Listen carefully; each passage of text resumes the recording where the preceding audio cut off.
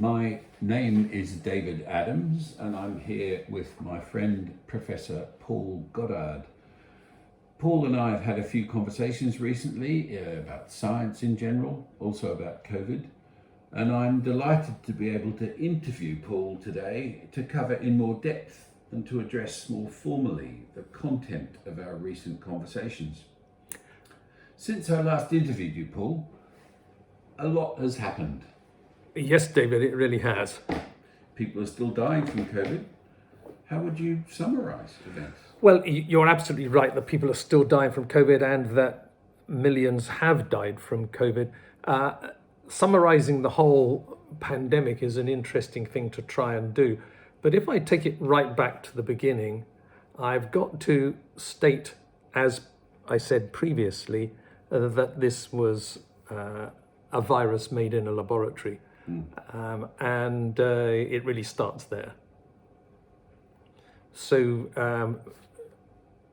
shall I tell you what I know about the way they made that virus? Absolutely. Okay, so a guy called Anthony Fauci over in America, in control of the NIH funds, he decided that in order to get ahead of the viruses, they ought to make a few new viruses and create vaccines against them. The first one they tried this with was influenza. They took a bird flu, and this was in the Netherlands, and they made it able to be infective to human beings. Mm-hmm. Now, you and I would call that remarkably mad. They called it gain of function studies. I call it make another disease studies. This is Anthony Fauci, was so impressed with this that he started this going in 20 different laboratories in America, and the viruses started to escape. So a moratorium was put on the work. 200 scientists wrote to the Obama administration. Moratorium was put on the work. They were told not to do it. Fauci said it's a risk worth taking. And he decided to outsource it to China. He did this by giving funds to a guy called Peter Daszak of EcoHealth Alliance, who then worked with Shi Zhengli and Ralph Baric. And they worked in the Wuhan laboratory, which had been developed by the European Union, but the French who actually did the work were chucked out as soon as they finished doing the work because the Chinese military took over. You're certain that the COVID virus was made in China. Has anything that you've heard caused you to change your mind at all? No, in fact, it's the exact opposite. I now know what they were doing when it escaped, which is something that most people do not know. What they were actually doing was they had created a vaccine against the viruses they'd created. They were coronaviruses, which they'd engineered with the help of other viruses. They had engineered to be infective in human beings. They used humanized mice. And these viruses, they created some vaccines, they gave the vaccines to their political prisoners, and then they challenged the political prisoners with the viruses. Naturally, because their vaccines were not 100%, to be quite honest, their vaccines were not very good, the people caught the COVID. And not only did the prisoners catch the COVID, but so did some of the people doing the experimentation. And that's how the virus escaped. And I have a lot of evidence about that. Extraordinary. Thank you for that.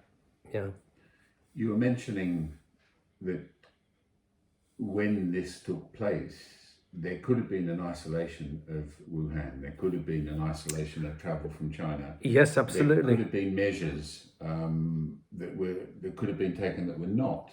Instead, we had lockdowns, and I wonder if you could take me through what could have been done and what was done in terms of lockdowns. You're quite right. You were saying, Okay, were so lockdowns justified? the Chinese, when they knew that the virus had escaped, they also knew how pathogenic it was. They knew that it was killing people, and they lied. And they told everybody that it didn't spread person to person.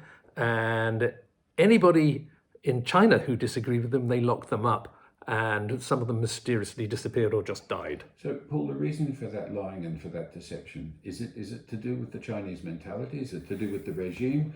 Is it to do with liability? I think it's to do with all of those things. I think the problem is that the Chinese government is a dishonest regime who are keeping the people under a tyranny. And it's as simple as that. And the fact that they were working with their prisoners is something which, of course, the West was already up in arms about. So if they had known then straight away, I think that the Chinese government would have been in great danger of being overthrown, maybe by their own people. There was quite an upsurge of opinion against the Chinese government because of the COVID. So I think it was internal politics and external politics. Yes, a bit of both. So what could have been done? Before you go there, sorry. How much did Fauci and the West know? Were they commissioning this work? They were commissioning this work. They were, in my opinion, they were naive. So when it went wrong, what was their response to it going wrong? Did they try to cover up like the Chinese? Yes, absolutely. Right. Because of liability? In their case, because of liability. Right, okay. In the Chinese case, because they were actually developing it as a bioweapon. The Americans were not developing it as a bioweapon. They probably did indeed think that they could make vaccines against future plagues. Well, yes, they were making vaccines against a future plague, a plague which they brought on the world. Now, Fauci was made aware of the fact that this had been made in the laboratory. He was told this by Christian Anderson, one of the researchers over in America. He received an email saying this is not a natural virus. And he immediately got in touch with Christian Anderson. Anderson totally retracted his view and produced a paper saying the opposite. As a result of pressure from Fauci? As a result, well, yes, that's what we believe. Certainly, he then received an $8 million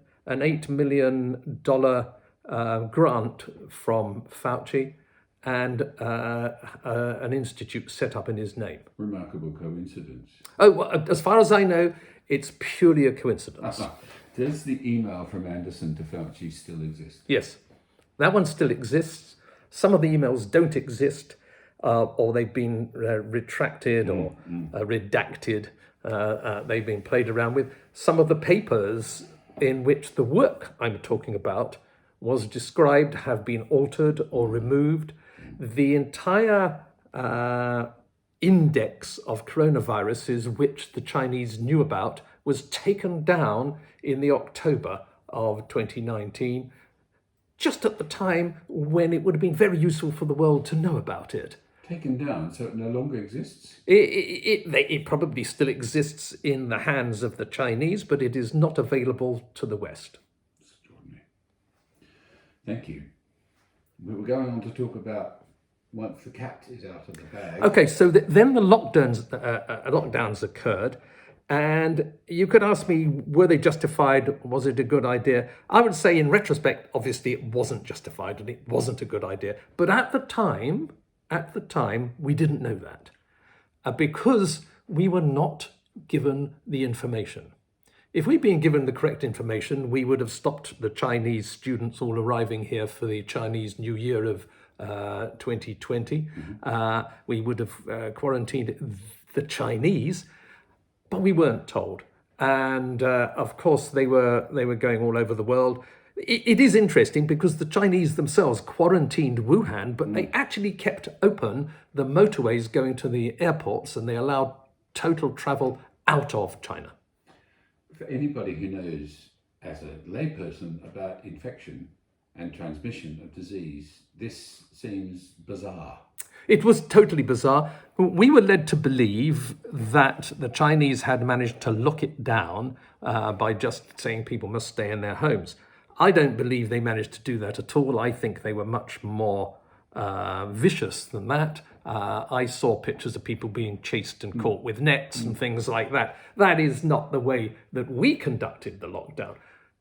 in retrospect, it's clear our lockdowns were bound to fail because they weren't really a proper quarantine. They were just some halfway measure that just ruined our economy, destroyed people's lives, affected people's health and education and well-being. Sorry to go back to the situation of containment.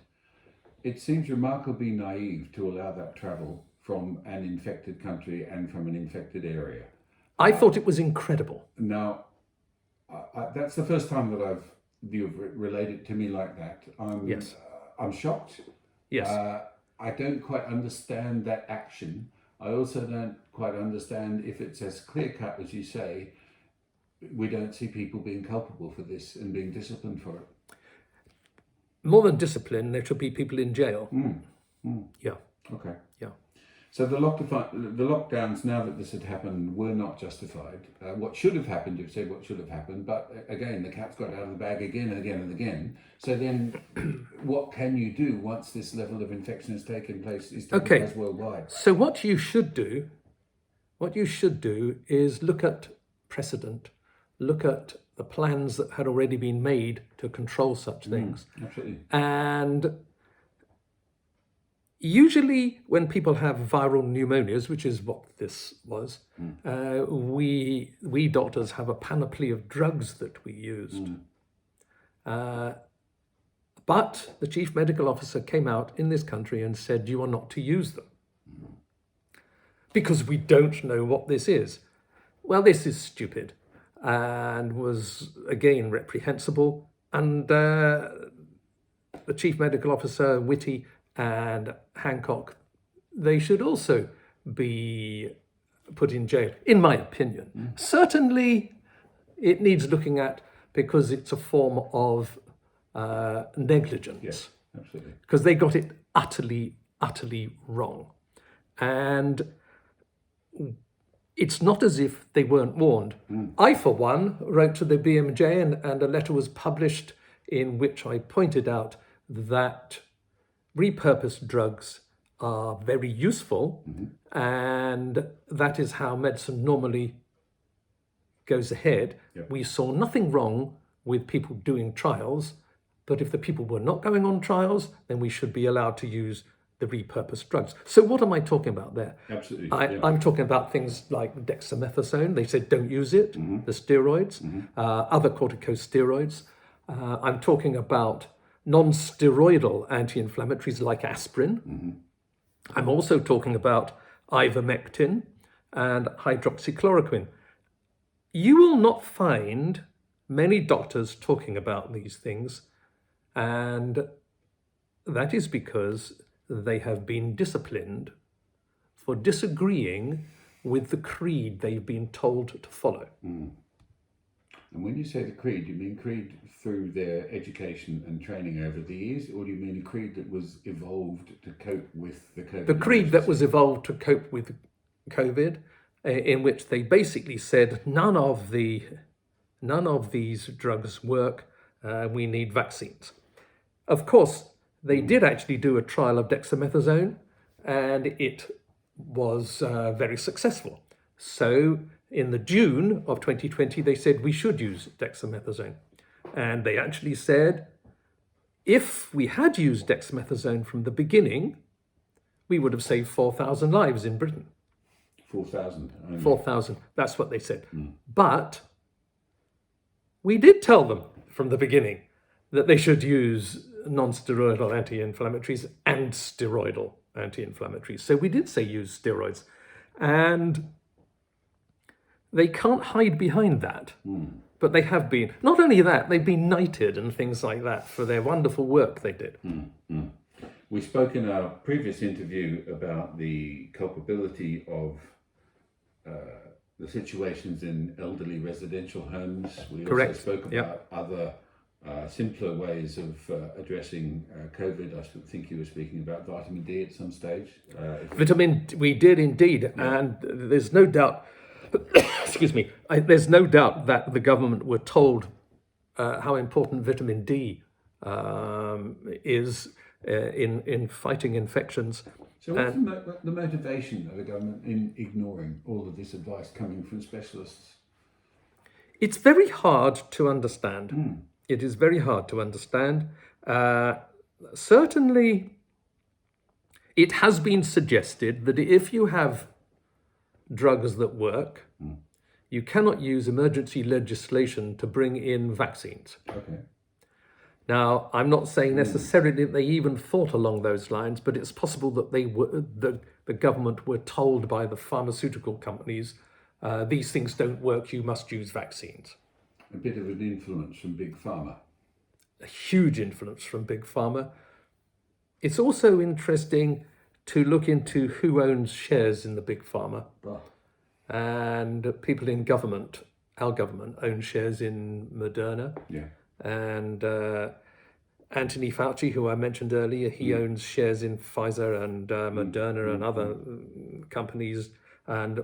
Or if he doesn't have shares, he has patents.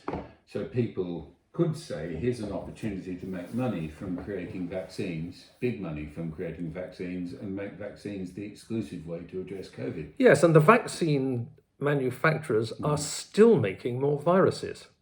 Pfizer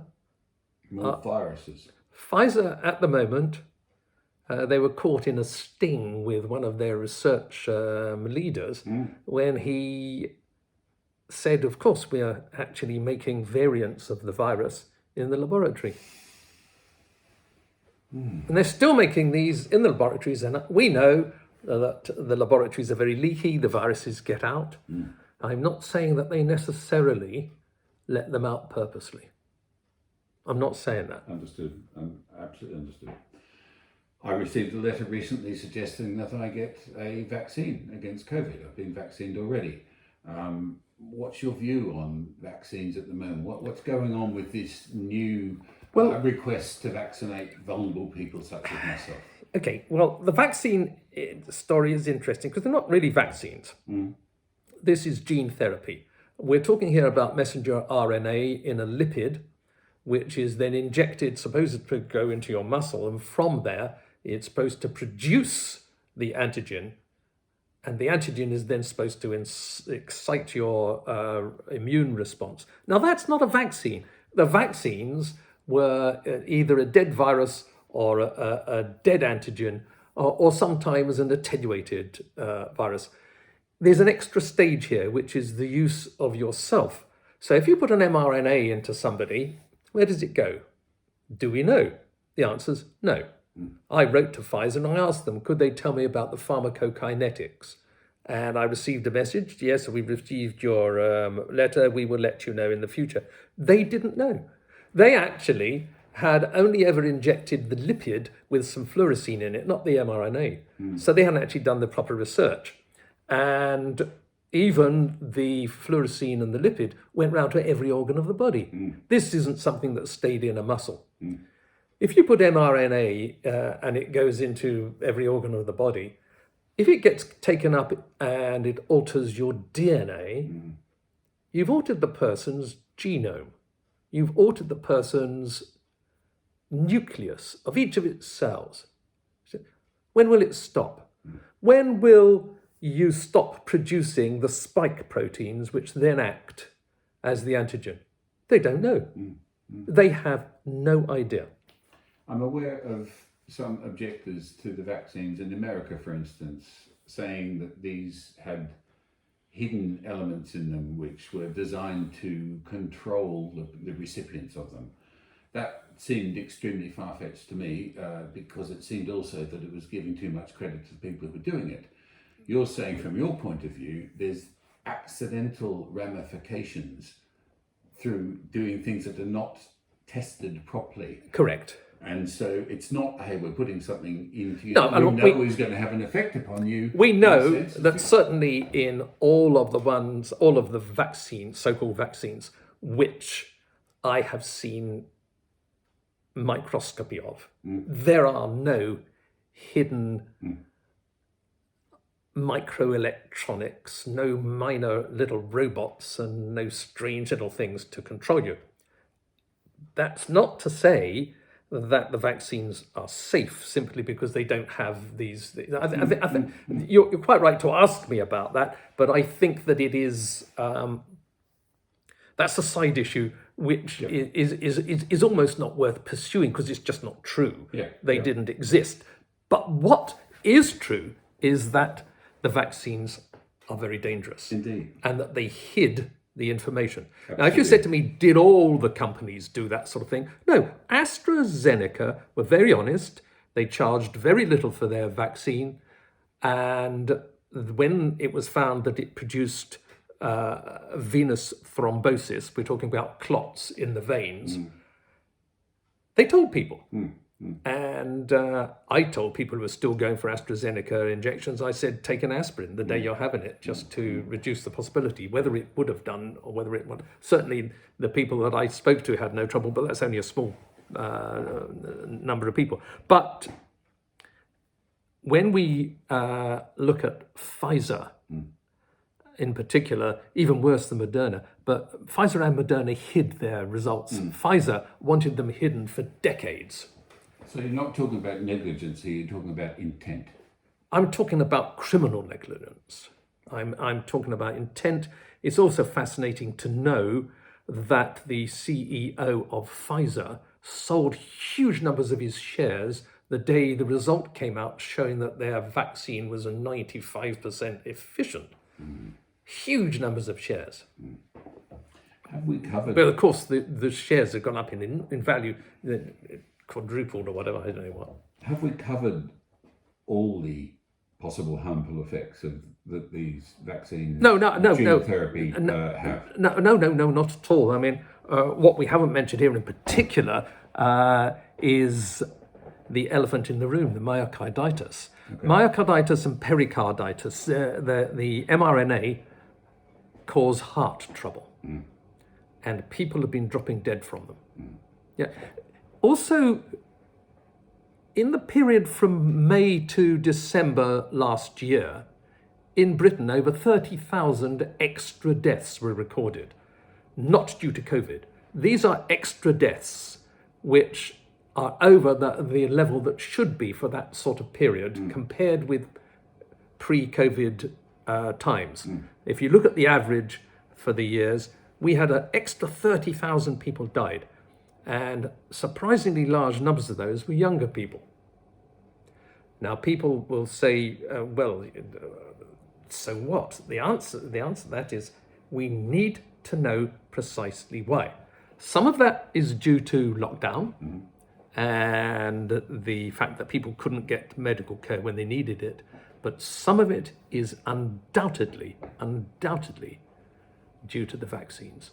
And quite a lot of that will be cardiovascular. It will be the effect on the heart. It seems to me that the drug companies haven't been acting ethically in this. Agreed. You've mentioned criminal negligence. I mentioned the word intent before. Have the government been following the science in the UK and in America? Well, they talk about following the science, don't they? And it's the slogan which the companies themselves use. The big pharma companies use the slogan in their adverts. We've been following the science.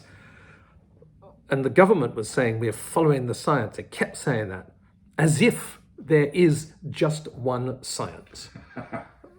Well, of course, there isn't. And there are several declarations to the effect that all the lockdowns were of no value, and that was during the lockdowns. And you might say, well, what about the opposition to the government?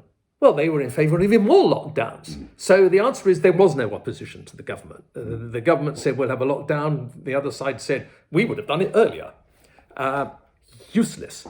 The truth is that the science they followed was the science they wanted to follow. It wasn't necessarily science at all. It was what they decided. Would you be able to encapsulate everything you've just covered by describing what you would have done once COVID broke out of China and got into the world? If I had known that it had broken out from the laboratory and that they knew it was pathogenic and could spread person to person, which probably happened at the end of September and certainly was occurring in the October of 2019. If we'd been told then, I would have suggested quarantining China completely. Yep. Nobody from China could have come over to us. Also, I would have looked at people's vitamin D levels. I would have got people generally to have their vitamin D levels measured, and we would have brought up the vitamin D levels in the population so that people were not so susceptible. That alone, the quarantining and the vitamin D levels, would have probably cut down the death rate to a 10th. Okay, thank you. And once it had got out then, and it entered the rest of the world, what would you have done? Well, again, the vitamin D, but also straight away using ivermectin, using aspirin, and using steroids for the later stages, corticosteroids. So those measures, again, would have treated the people. So even if it had got into the population as it did with us, it would have reduced the problem enormously. The other thing that was quite clear was that putting people on ventilators wasn't good, whereas using oxygen through what they call continuous partial pressure, the CPAP, that was useful. The sort of thing that people use when they have sleep apnea, that was very useful for helping people who had the COVID. And is it true to say you would have avoided going down the vaccine route? I would have avoided it. I would have avoided it if I could have done. Yeah. I would say now that right now they are vaccinating the people willy-nilly still. Even still, they're saying even children, they're still offering it to children, even though they've agreed you don't need to give it to children. It was always wrong to even suggest it should be given to children because almost nobody under the age of 20 died from it in Britain. The only people who did were people who were severely ill. So is there anything wrong with vaccinating people now? Well, yes, they're still going to get the myocarditis, but there's something more sinister wrong with it as well, which is that when you vaccinate people, when a virus is very prevalent and the virus is still around, you push variants. I'll go as far as to suggest that the reason we had the upsurge, the second wave and then the third wave straight on top of it, was due to the vaccines. What had happened was over in China, they'd created vaccines and they had actually patented their vaccine by the February of 2020. It was patented. The man who did the patent and had the patent, the Chinese man, he died mysteriously 3 months later. So, but why am I saying that the vaccines could have caused because you're pushing variants. Now, I'm saying now that if they're going to keep vaccinating people every 6 months or every 3 months or every 2 months, whatever, they're going to push more variants. Not only that, when people are vaccinated, for the first 2 weeks after the vaccination, they became more susceptible to catching the virus. Then they become immune to it, but gradually that disappears. And by 6 months, they're more likely to catch the virus than they were before they were vaccinated. So this is not acting like a proper virus. Proper vaccine. First of all, a vaccine is supposed to stop you from catching a disease. It doesn't do that. Secondly, it's to stop you from spreading it to other people. Actually, there have been studies that showed the people who are vaccinated are spreading it more than the people who are not vaccinated. Gosh.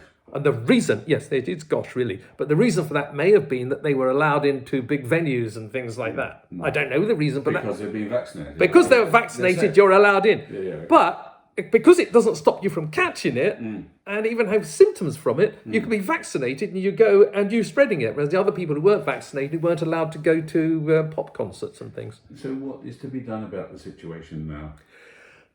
Well, I've got quite a radical thing. I would say stop vaccinating anybody who's not particularly vulnerable. So nobody under 70 should be vaccinated unless they are on immunosuppressants.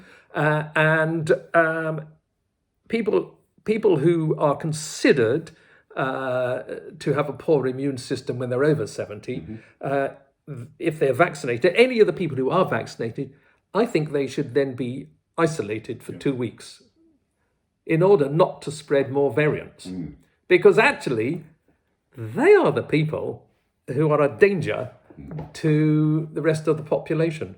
Absolutely fascinating. And that, of course, is a view that's not put by any doctors at all, because they're liable to be struck off. At the moment, you're not a practicing doctor. I'm not. So you can say these things. Exactly. In the community, in the medical community, would you say that your views are maverick? Are they heretical? Would the majority of medical people actually agree with you, but they won't say so? My views were considered totally maverick from the beginning, and now everybody agrees with me that it came from the laboratory. Even the people who were trying to push over the view that it wasn't, but already knew it was, even they are admitting it came from the laboratory. My views on lockdown, actually, which is that the lockdown probably achieved almost nothing except to make things a lot worse, to make people ill, lose education, ruin the financial situation in the country, business going to pot. I think that view now is fully accepted. So 2 of my maverick views turn out to be totally correct. My third view, which is that the vaccines should be stopped except for the most vulnerable, and that they should be isolated, that view is not yet acceptable to doctors, and it will take a little while for them to get to understand the science behind it, because they're the ones who've been vaccinating people, and they don't like to think that what they've been doing is not helpful. Indeed. Would their interest or their doubts be triggered by seeing this interview? They won't be interested in this interview. The people who will be interested in this interview are mostly people who are lay people and have an open mind. Sure. Okay. And that's my thought on that. Sure. You wrote a book called Pandemic about. Oh yes, that was the first edition. Do you have any plans for further books? That's the second edition. The second edition. Well, the origin of the virus. The origin of the virus was a book which was actually stimulated by Paolo Barnard, an Italian journalist. And Paolo Barnard, he was surprised by the way that the arguments about the origin of the virus seemed to be people just shouting at each other. Yeah. And he didn't think that was the way science should progress. So he wrote to the people who were saying, obviously, it didn't come from the laboratory. You are conspiracy theorists if you say that. He wrote to them. And he wrote to the people who says, well, yes, it was made in the laboratory. And all he got from the people who said it wasn't made in the laboratory was abuse. But what he got from the people who said, well, yes, it was made in the laboratory, was a whole load of science and statistics and references to the papers showing what they were doing in that laboratory, which was exactly making those coronaviruses pathogenic to human beings, right? And all published. And so then he realized that this was a very serious situation. The public was being fooled, and the message that was being put out by governments was wrong, utterly wrong. And so he got Stephen Key, who'd given evidence to the American Congress, and he got Professor Angus Dalgleish, who is a professor of oncology and an expert in immunology from London at St George's Medical School. He got the 2 of them to write with him, and I was involved in helping Angus write his chapter, and it was published in Italian and Romanian, and this is the English edition here. Got you. And so, is there another book coming from you, or is that sufficient? No, no, that's not sufficient. Yes, there's another book, and the next book is entitled the death of science. Wow. So the problem with science is greater than just the response to COVID. The death of science is Yes. a fascinating title. Well, Roger Penrose, who's a brilliant mathematician and such like, known to a lot of people, he actually recently said that there is a worry about science at the moment because people think that they've got it all sussed out, but they haven't. And if they won't listen to the so-called maverick views, science will not progress. It's interesting to look at the end of the Victorian era and people like Lord Kelvin. Lord Kelvin was a very famous scientist, and when Röntgen said he had discovered some rays, some peculiar rays, which he called X-rays, which could go right through the body and show up the bones, and could be captured, the image could be captured on film. Lord Kelvin, in his arrogance, said that cannot be possible because if it were possible, I would have found it. That's what he said. And of course, he was completely wrong. We have that same sort of situation right now. For example, Chandra Wickramasinghe, the astronomer and physicist, many years ago discovered that the interstellar gas had the spectrum of desiccated or dead bacteria. So what he was saying was that there was organic material that had probably was dead, but it was not necessarily dead, but it was there between the stars. Fascinating. Right. He was immediately poo-pooed, along with the very famous physicist and astronomer he worked with, Fred Hoyle, who I had the honor of actually chatting to about this. And Fred Hoyle was fascinated to find somebody like myself who was willing to accept that if you make a finding like that, it should be properly investigated. And the theories that we were holding may actually turn out to be completely wrong. So what he was saying was the origin of life may be widespread. It might be there throughout the whole universe. The death of science, I thought the foundation of science was to question everything and to also accept that there were no absolute truths, that everything, And you see, knowledge was evolving. I'm thinking of it in Renaissance David, you're times, completely right. Michelangelo, Galileo, and the problems with the Vatican. I'm thinking, if you find out about electricity, you're supposed to be flying a kite with a key on it in the thunderstorm. So you must be a maverick to question the status quo. That is where the problem Mavericks lies. should be celebrated rather than castigated. But we have become, we've come into an age where money is everything. And so the universities, for example, are taking huge amounts of money from China. So they don't really want the Chinese to be questioned very closely about the COVID. The medical journals are taking huge amounts of money from China. So they don't want the Chinese authorities and the Chinese laboratories to be questioned too heavily. You're putting a lot of blame on the door of China. Is it really only one country, or is it a wider culture? No, it's China for the COVID. But who did they do it with? They did it with the Americans. And so again, you've got this mafiosi-like person, Anthony Fauci. I only say mafiosi-like because I have no knowledge that he is anything to do with the mafia. But there he is controlling it. No, why?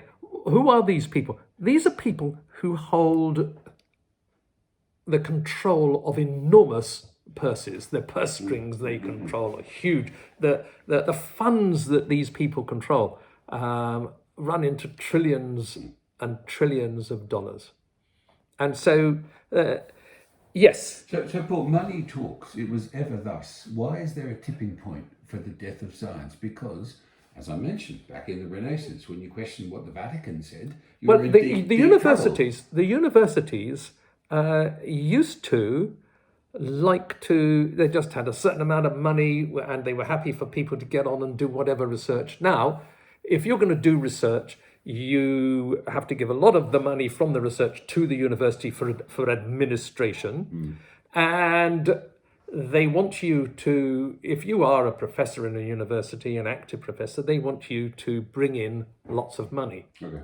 And the universities themselves, they want to attract students in order to get money. So autonomy and independence of research is severely compromised. In the NHS, in a way it's not been before. Exactly. In the NHS, it's slightly different. In the NHS, they basically stopped making it a requirement for doctors to do research, so that when I was a junior hospital doctor, I had to do research if I wanted to progress, and then when I was a consultant, I was expected to do research if I wanted again to go up the ladder, right? Now that's not the case. What they want you to do now is management courses, and it's true. They want you to do management courses and be able to speak the correct woke language. When might I be able to read The Death of Science? Well, it's basically it's almost finished. Great. It's a collaborative work. It's not just myself. I've written it with Professor Angus Dalglish, with Chandra Wickramasinghe, with David Nutt, the psychopharmacologist, and with a number of very important doctors, Dr. Jarrad, for example. Is it a wake-up call? Is it a call to action? I have actually put in it what could be done to try to change things and to prevent the total death of science. Whether anybody will take any notice is difficult to say. Most of the time, they don't take any notice. And if what you're up against is a burgeoning of capitalism, which you could perhaps say that's the problem, and when you going on about China again, the problem with China is that we thought that as they became more capitalist, they would stop being so dictatorial and they would give up their communist ways. Yeah. And you're quite right to laugh, because that clearly hasn't happened. Yeah. And they're just very happy to have the money and to continue. The government there, the communist government, is happy to continue in its dictatorial ways. So money is a very important thing. Money, as they say, makes the world go round.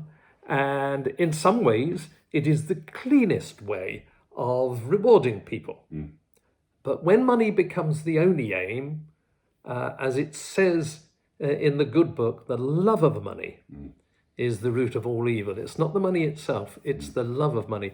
And I think that there is this problem that we've all been going towards the love of money. And that